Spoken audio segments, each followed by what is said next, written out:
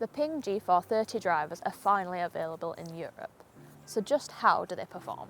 Now I'm going to start this review by actually hitting Ping's previous driver, and there's a big reason for that. We all know this was a great performing product, but one thing a lot of people didn't like was the sound, and Ping have done some serious work to change this in the G430. So let's just remind ourselves of how this sounded over the ball. Very loud and tinny, right? Let's see how that's changed. Now Ping have actually changed the stiffness of the curvature of the crown, the sole and the skirt of this to try and help with the acoustics, and they've also repositioned some ribs inside the club head to change how this sounds. And to be honest, I think they've done a great job.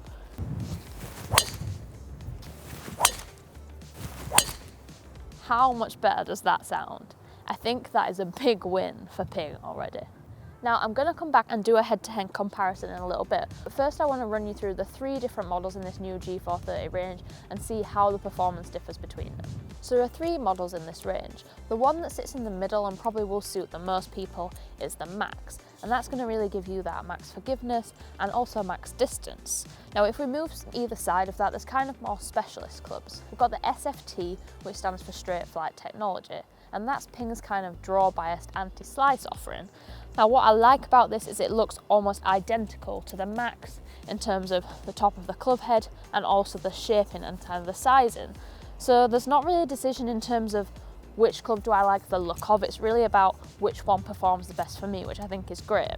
We've actually got a new adjustable weighting on the side of this, so you can actually move this into a draw plus setting, which is going to give you about 13 yards of extra draw compared to kind of the normal setting. So if you're someone who really does hit a big slice, power fade, then you can move this and it can help you out a bit more with that left bias. Now on the other end of the spectrum we've got the LST, and this is their low spin offering. And what's quite interesting is this year we've got quite a different contrast between the two, so the crown of the LST actually has a visual difference.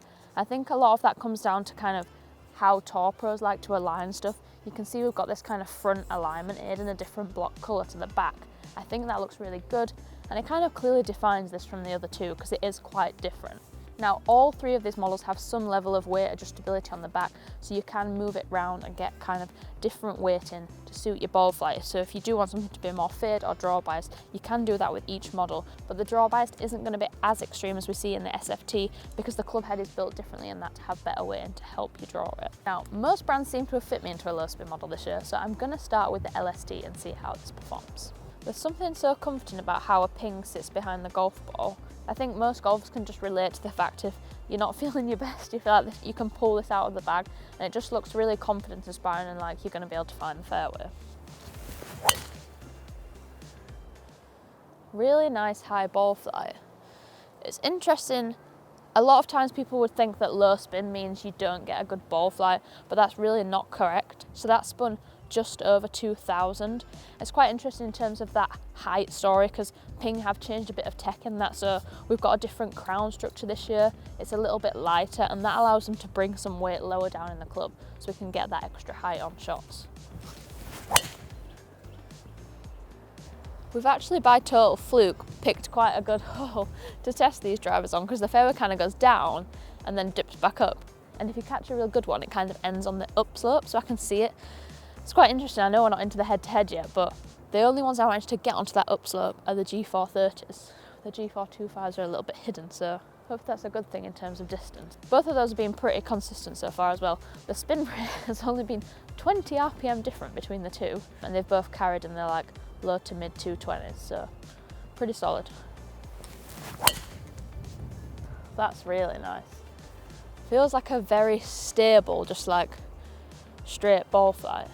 It's quite interesting because I've not really used a Ping low spin model before, and these are slightly smaller heads, so this is a 440cc compared to a 460cc, and I do feel like I can swing it a little bit faster. My club head speed's staying a little bit higher compared to like what I would usually get with some of the other Pings, because I do find typically Ping are quite big club heads, so you don't always swing it the quickest. Club face is pretty efficient too. That was a 1.5 smash and I got 2-3-1 carry out of it. I'd say that's really good distance because sometimes I find Ping are very efficient in terms of their club head, and also they're very forgiving, but they're not always the longest on the market. So getting like 140 ball speed and over 130 carry is really good. sounds so much better, doesn't it? It sounds quick, like it sounds fast and powerful, but which is not something you always get from Ping. I think that's a really big step up. I'm really pleased with the spin here. Even that, I kind of hit it at it a little bit more, and the spin did get up to 2.4, but that's really manageable. Like the range the spin is being controlled within, I'd be really pleased with.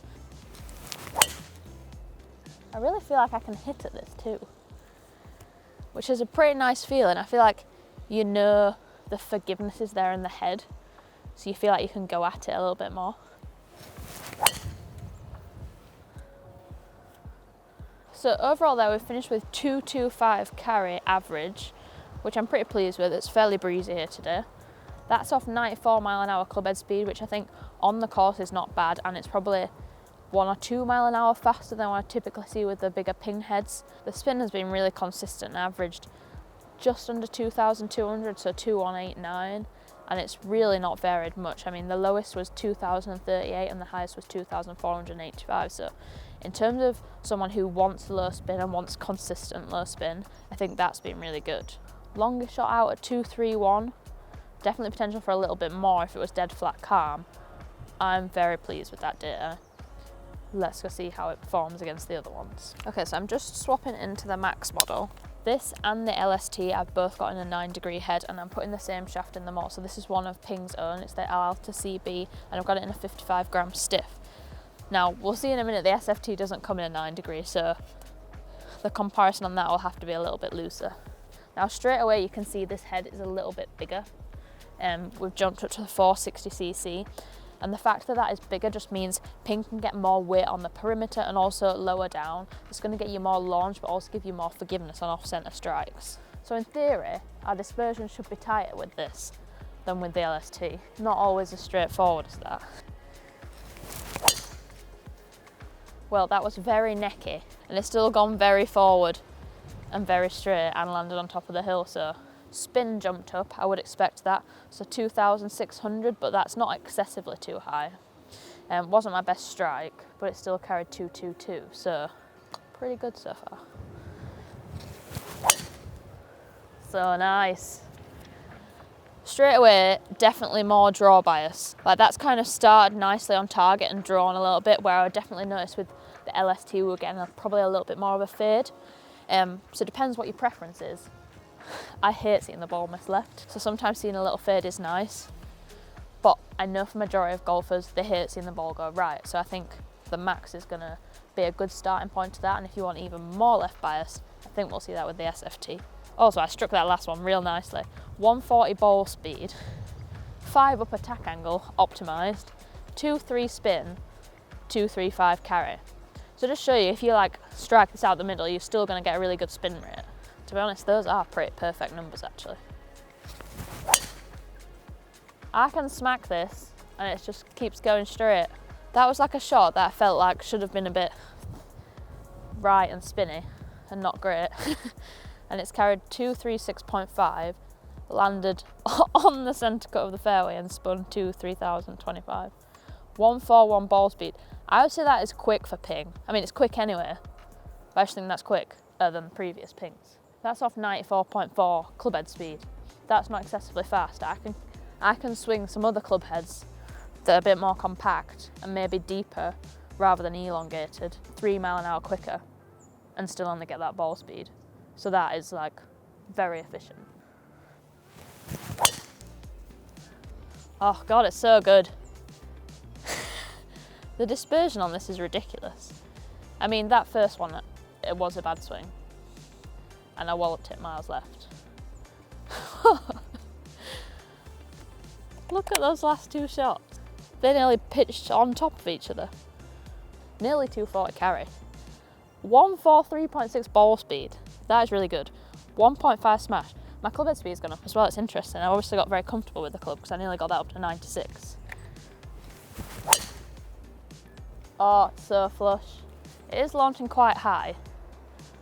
Possibly the only negative thing I can say so far. Possibly not ideal for links golf. I've just hit 3 in a row that have all carried 235 or more. The ball speed's been over 140. Look at that dispersion. That is like on the golf course in a crosswind. Right, last up, SFT, straight flight technology. How far left is this gonna go, basically?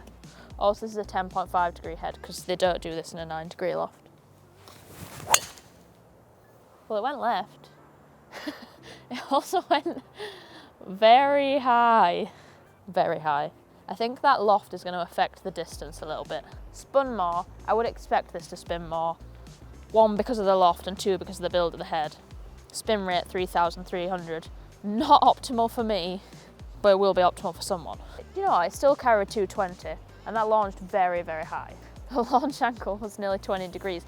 If you're someone who needs more launch, like if you hit it low and you want to hit it higher, perfect. Peak height, 139.5 feet. That is very high.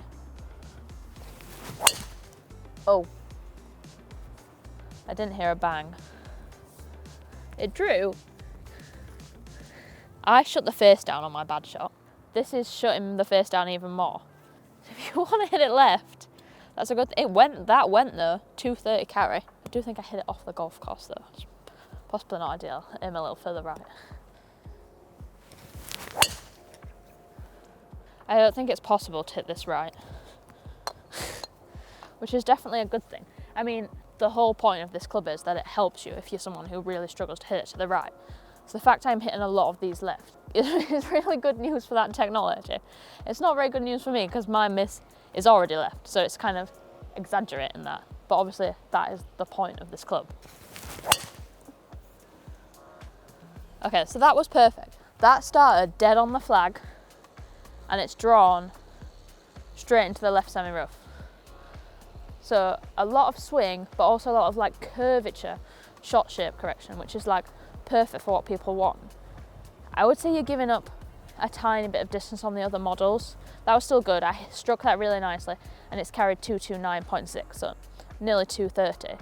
So you are still getting good distance. I don't think you're gonna get those really, really good ones I hit that nearly made the 240. But I think if you're someone who's moving into this model, you're doing it for dispersion and shot shape correction, not for maximum distance, and that help with your shot shape is going to help you out more than those extra few yards. So you really need to think about what you want from the driver. If you're losing a lot of balls to the right, this is going to be perfect, and I think it kind of matches in with the previous generation of the SFT. I think Ping have some of the best anti-slice technology on the market, and you can see from those few shots there that has continued into this new model. Now, I'm going to go back now and do a comparison with the G425 Max, which is the one I got fitted to previous generation.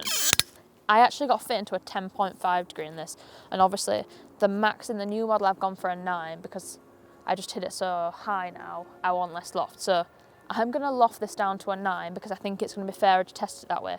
Obviously, because I've lofted it down, it is going to open the club face up a bit. So this might miss further right than the other one. That's just a fact, that might happen. So if the dispersion of this is further right, that's just the club face. Also, I've obviously got last year's Alta shaft in this. I'm not going to put this year's in this head because I don't think it's fair, because these are both Ping shafts that have been designed to go with these club heads, and this is the new version. So I could have never bought that shaft with this club head. So I don't think it's right to test it with this because the whole thing is like an upgrade. It's quite interesting now actually looking back at this because it looks quite plain compared to the new model. I think I like how they've brought this kind of textured section in and added a little bit of framing around the side. It almost makes this head look like smaller because you're kind of visualising inside those lines, even though they're pretty much the same. Oh, the sound. It actually is a better launch height lofting this down. I think it's flown a bit further as well because of it. I would say the new shaft feels a little bit more stable. Maybe like a little bit stronger in the tip. It feels like, I feel like I control like the direction a little bit better. 225. Carry is pretty consistent actually, apart from that real bad strike. The spin is quite high. So I felt like I didn't strike that bad at all. And I've hit 6 up on it and my spin was over 3,000, which is way too much.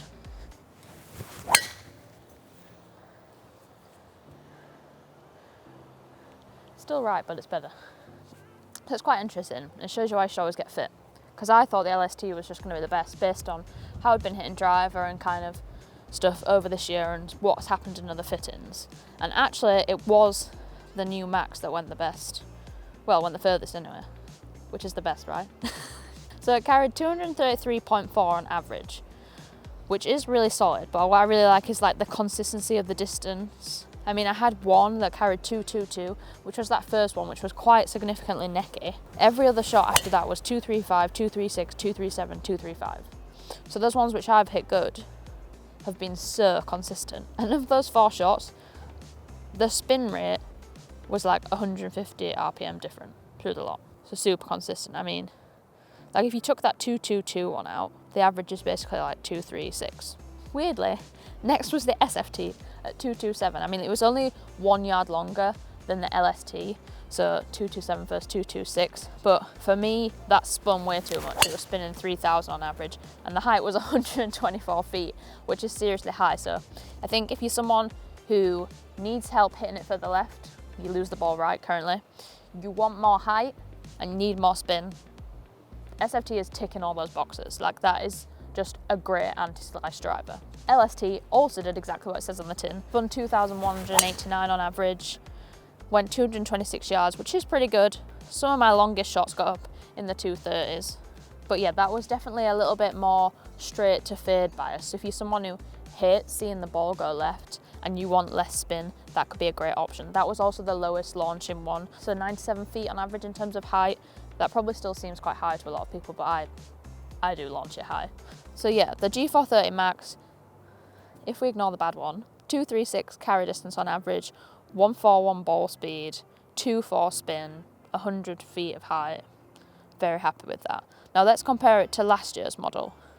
It's interesting because I had a few swings which just didn't feel as comfortable with last year's model, but I think the new shaft in the G430 feels a lot more stable. Like, it just feels more like secure throughout the swing. And I think that contributed to why I hit so many like deads down the flag. So there was a little bit difference in distance. So on average we were seeing 1 mile an hour more ball speed with the new G430. So that jumped me up from 226 carry distance with the G425 to 233 with the G430. That's including all the shots hit. I think that's a nice little jump, like 7 yards.